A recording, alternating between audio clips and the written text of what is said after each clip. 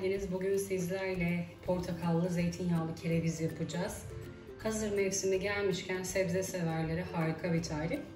Hiç bekletmeden yapımına geçiyorum. Öncelikle kerevizlerimi soyup limonlu suda bekletmek istiyorum. Daha öncesinde ben kerevizlerimi bir su yıkadım.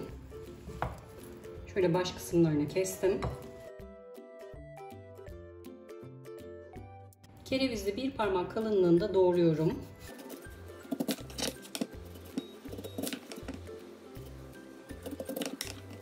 Limonlu suyumu da hazırladım. Dilim dilim kestiğim kerevizlerin kenarlarını soyuyorum. Kararmamaları için hemen limonlu suya atıyorum.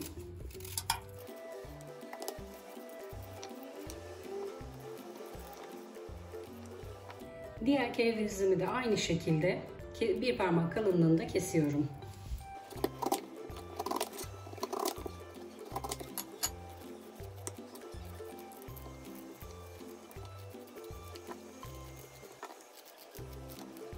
Kerevizleri bir tane limon sıktığım suya hemen attım ki kararmasınlar. Ben diğer işlemlerimi yaparken bir miktar limonlu suda bekleyecekler. Kerevizin sapları çok tazeydi. Bunları atmıyoruz. Yine aralarında böyle kötüler varsa ayıklıyorum.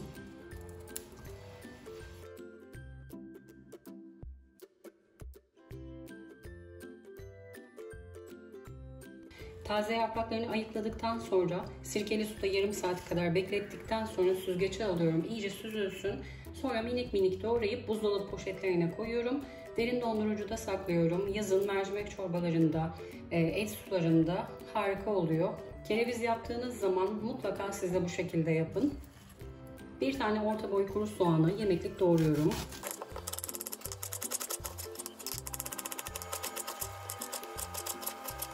Yemeklik doğradığım soğanı tencereme alıyorum. Bir tane orta boy havucun yıkamıştım. Kabuklarını soyuyorum. Havucu da iri küpler halinde doğruyorum.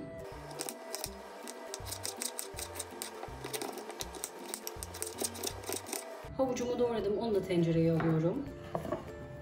Tenceremin içine bir çay bardağı zeytinyağı ekliyorum. 1 tatlı kaşığı tuz, 3 tatlı kaşığı toz şeker.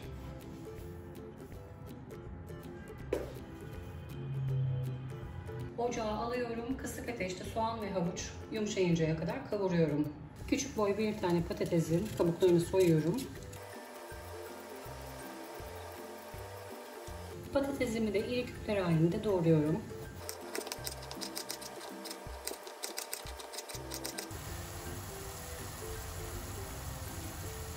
Doğradığım patatesi de havuç ve soğanların üzerine alıyorum. Patateslerle de birkaç dakika kavrulduktan sonra dilim dilim doğradığımız kerevizleri tencereme diziyorum.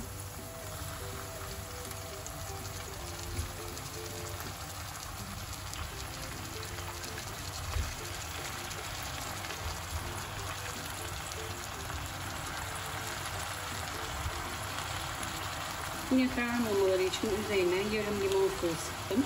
Bunu da döküyorum. Bir büyük taze sıkılmış portakal ilave ediyorum.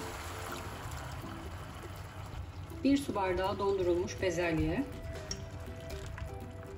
Konserve bezelye eklemek isterseniz kerevizleri çıkarmadan 3-4 dakika önce eklemeniz yeterli. Kerevizlerin üzerine gelecek kadar soğuk su ilave ediyorum.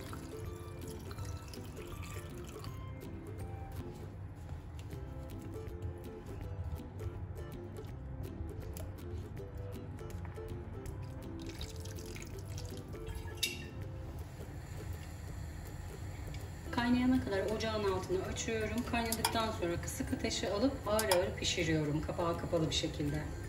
Zeytinyağlı kerevizimiz pişti. Dibinde çok az su kaldı.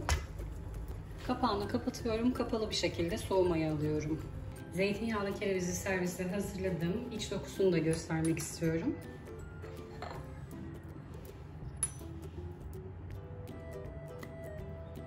Yumuşacık. Çok sağlıklı.